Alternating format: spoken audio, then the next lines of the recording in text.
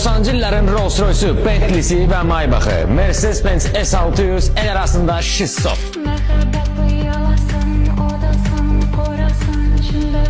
W140 6 litrli 12 silindir atmosfer mühərrikli avtomobil o vaxt üçün çox maraqlı dinamikaya malik idi. O vaxtı Bakı küçələrində bu avtomobili görəndə barmaqla göstərirdilər. Ətrafdakıları təəccübləndirməyi bacaran Şessotdakı olan xarizmatik furor indiki avtomobillərdə yoxdur.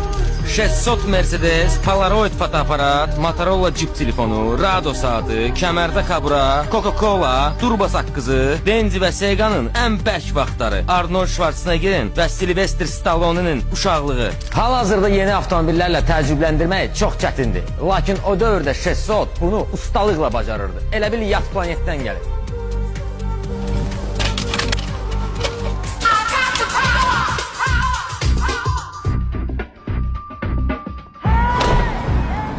Avtomobil bugünkü gündə öz xarizmatik görünüşünü qoruyub saxlayır.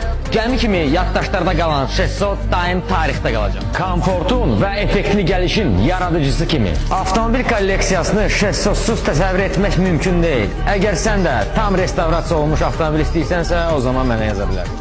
Elə ki, kanal dəyişməyin, həmişəki kimi sizinlə Baku Style.